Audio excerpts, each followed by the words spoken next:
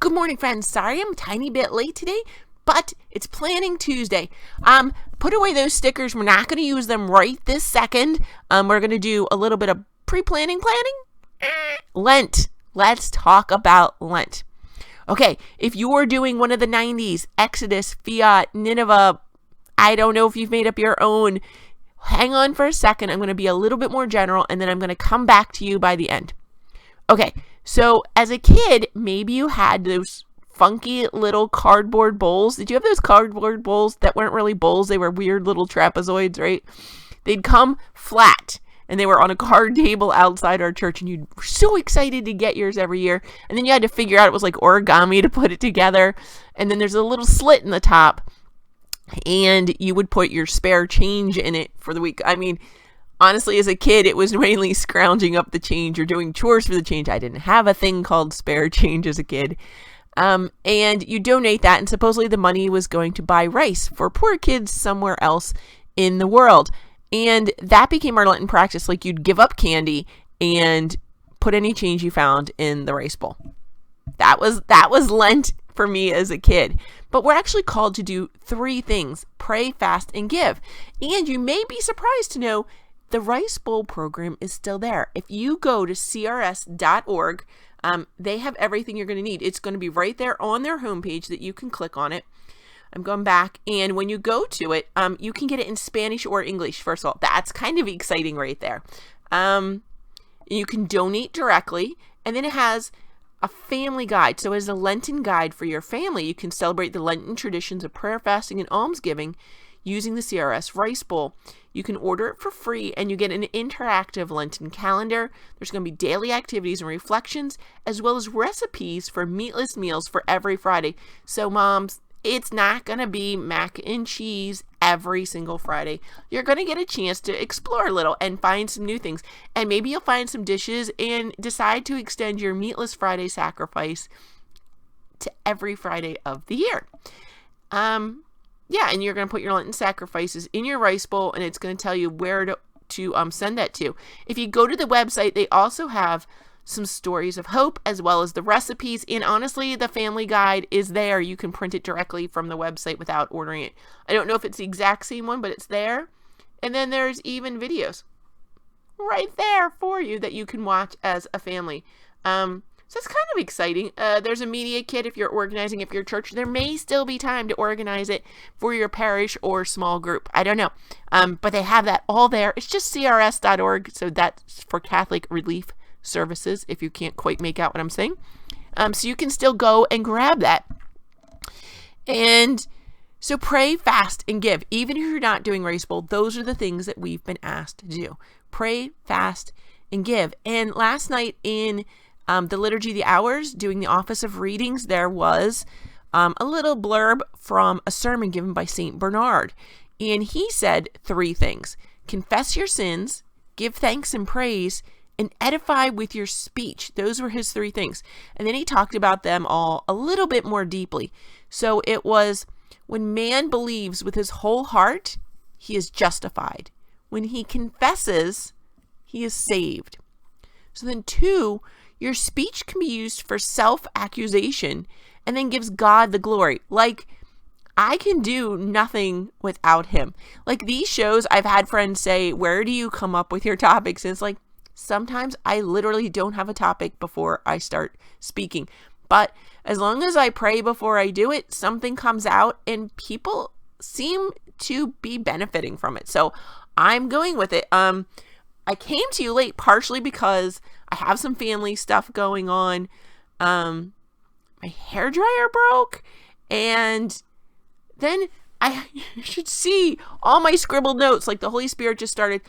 I don't know. I heard this song and I had this insight, and my mind was completely blown. First, I was reduced to tears. Then I had to start writing it all down because I didn't want to forget it. And then the Holy Spirit just said, oh, while you're there, let me tell you this and this and this. And I just kept writing it down. It's so beautiful. I hope to be able to either write an article or a little book on this, because the idea is just so amazing to me, and my eyes were opened. And like I say, I broke my hairdryer. And you're like, what does that have to do with anything? It's totally a part of this and why I had to write all that down. My hairdryer had that crazy burny smell to it, and it was kind of wrong. And I'd convinced my husband I needed a new one, and he had gone and bought me a new one. Whoopsies. I didn't get it yet because it's for my birthday. But anyway, that may be given to the poor, because what happened was when it fell on the floor, there was a piece that fell off. So what I thought was broken wasn't broken. There was a way to clean a filter in the back that I didn't even know existed. As soon as it came off, I could see where the dirt was that was causing the smell, where the little lint was. And I was like, I can totally clean that.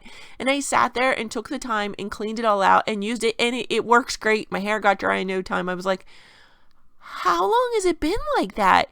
How did I not see it? How did I not know how to fix this? I've never known you could do that to a hairdryer. My mind was completely blown. Because how often does that happen to us in life? And that's part of what Lent is about. We've been talking about getting a spiritual director, and while I don't have one right now, I stumbled into a situation where one of the friars that I went to confession with, and I had a priest before this, so I've stumbled into this occasion more than once. So one was a priest who was an old family friend, and he was retired. He was from my old parish, but he'd show up at my new parish during Lent and Advent, and I'd somehow always seem to get him for confession. Even when the sign on the door didn't say his name, it was still always him. And I'd sit down and we'd start chatting, and he just, I don't know, it was like intuitive. Not the same. We'd start chatting and things would come up, and it was totally spiritual direction. And I apologize now to everybody who was in line behind me, because he's just his father's heart. I'd known him for so long, I guess his father's heart was really coming out, and he was giving me guidance there in the confessional. I know that's not cool. Sorry, folks. And then the other one, Father Peter Damien, I swear that man could read souls. I barely had my hand on the door, and he starts telling me my sins. Like, it was like a Jesus at the well moment, with the woman, and Jesus is like, meh, he's not even your husband, I'm just saying. And I'd walk in the door, and Father Peter Damien would just start saying my sins, and then tell me this wise and beautiful thing I needed to hear to know how to fix them. Not just to keep coming back, because like that hairdryer, we can get stuck. We don't see the way out of that sin. We just keep committing it because we don't see any other way. And then suddenly the light shines on it in a different way. And you're like, it was that easy? I didn't even know. But that's grace. Grace shines on it in a different way and shows you the way out and helps you get there, right? It doesn't just show you the other way out. Grace literally comes, God comes and he takes your hand and he helps you do it. And that's the beauty of a really good spiritual direction for me. They don't necessarily tell you what to do, but they kind of give you the resources. And it's a way of speaking that you see it and you see the light of the Spirit moving and you're like, oh yeah, that's it. That's what I need to do. And then it works and you're totally confirmed in it. And it was right. And I think that's what St. Bernard means. Your speech can be self-accusation. And then once you realize that you can't do this on your own, right? You're so little and you need God. And once you rely on him for everything and you give him that glory, that is the beautiful moment that we're trying to come to, right? So pray, fast, and giving, because the third thing St. Bernard had was maybe your speech can then be used to edify your neighbor. And I kind of hope sometimes you get that. Maybe hearing my struggle, you're hearing something that is helping you, whether it's encouraging you or helping you to see something in a new light. It's not really me talking. This is all God here. I'm if anything's wrong, that's me. But everything that's right is totally God. And that maybe there's something in there that helps you, and that's part of it. So it goes with the pray, fast, give, right? Because when we're praying, we're building a relationship with God. So I want you not just to say, I'm going to start saying this prayer every day. At least pick a prayer, be a little reflective about it, and say, where is my relationship weak with God? Is it weak with God the Father? Then maybe saying the Our Father throughout the day is going to be what works for you. If the problem is with, or even Divine Mercy, Eternal Father, That's over and over in divine mercy. So maybe you need to see mercy from God. Maybe you've been in a tough situation and you're like, how can God let this happen? So maybe divine mercy is the prayer for you. So look at what your wounds are, or where your relationship with God is weak, and find a prayer that's going to build that relationship. If you find yourself talking in prayer, maybe you need to do Lectio Divina or adoration to help you to listen. If you find that you're the one telling your friends what to do all the time, maybe you need to spend more time listening to your friends and praying for them, right? So look where your relationships with God are weak and find a prayer that's going to help strengthen him, right? It's like date night with your spouse. Make a date night with the Lord. You don't want a date night with your spouse that you don't speak to them at all, and they don't speak to you. You have to be speaking to each other. So find a way that you and God can communicate better. That's what I want for you this Lent. Fasting may mean giving something up. I do want you to do the Friday fast. I totally encourage you to do that. It helps you to reflect on the mystery of Jesus. So when you are doing that Friday fast, that you're thinking of Jesus and everything that he gave up for you. I started a few years ago. One of my students, I don't know if she watches, and I haven't asked her permission to name drop her, because I just remembered this. It was so funny. We had a thing where whenever our stomachs growled during Lent, we made the sign of the cross and just thought of that Jesus for that moment. And I know we both found that really beneficial. I started doing, I don't know how it started. It might have been one of those things that we both were you're kind of embarrassed about your stomach growling during Lent, but it's a good thing that you're feeling some hunger. It's good for your body and for your soul, and to really focus on that you are giving up and that there are people in the world who are hungry.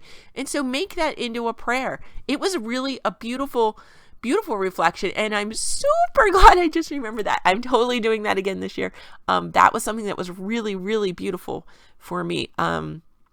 So yeah, when you're fasting, think of the Lord. You can use the money that you're saving, maybe do a cheaper meal as well, and put that in your rice bowl or whatever little dish that you want to use to collect funds. Or maybe buy some treats, some healthy treats, please, healthy treats. And you can donate them to your local shelter or your favorite food.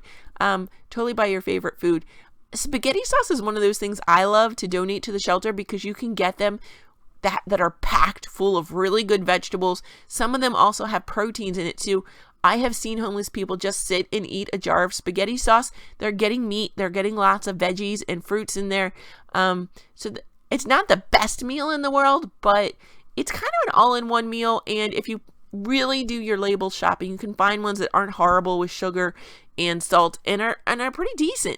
You can find that. So that's something to consider. A good, wholesome, healthy meal for someone that you can give. Pick what you were going to have for dinner and somehow make that into something you give to the pantry. That is a beautiful idea, and it makes it more meaningful. It's not so abstract. Sometimes we need really concrete things. And then giving. Yeah, we're at that last one, give. So maybe you're fasting. Maybe what you gave up is buying yourself new clothes. So things that shelters really need clothing wise, for some reason, women and kids give a lot of clothes. I think it's clothes that they outgrow or don't feel are stylish anymore. I don't know. But what shelters really, really need, socks, underwear, and men's clothes. They don't get men's clothes as much for some reason. They're not sure why. Do men just wear their clothes out? I don't know. Do they not go through their closets and donate things? Are men's fashions more stable? I don't know what the deal is, but socks, underwear, and men's clothes are the things that shelters really need. And you can have some fun. Some shelters, trying not to cough. Some shelters also have Dress for Success shops where they accept used suits or new suits. Sorry, I'm going to cough. You can get some really great deals at some stores, especially around Easter time, and donate a brand new suit. If you get those reward dollars at your store, maybe you can gift somebody with a brand new suit that you can give, and then they can have something new. It's not even a hand-me-down, it's something brand new that they can get. Or maybe you know a young man at your church and you've seen him, maybe his pants are a little short. Maybe you can help mom out. You just slip her your reward dollars or something so that she can go get some new pants for her son or suit jacket, whatever it is he needs. You know, young men grow so fast. And honestly, young ladies too, not all young ladies, but I know I went in some pretty non-fitting clothes to school, especially in high school, from just growing so fast, and my mom just didn't have the funds to keep up with that. So be thoughtful, be considerate.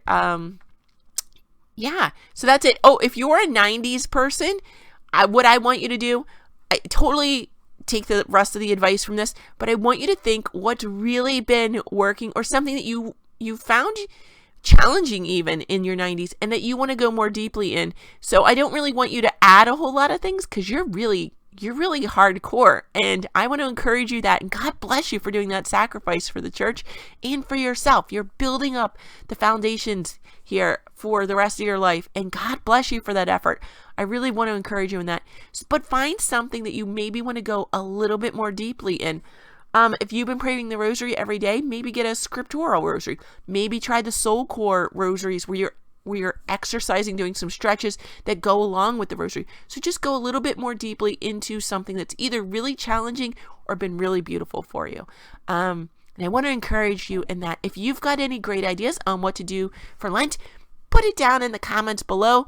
Don't forget to like, share, subscribe.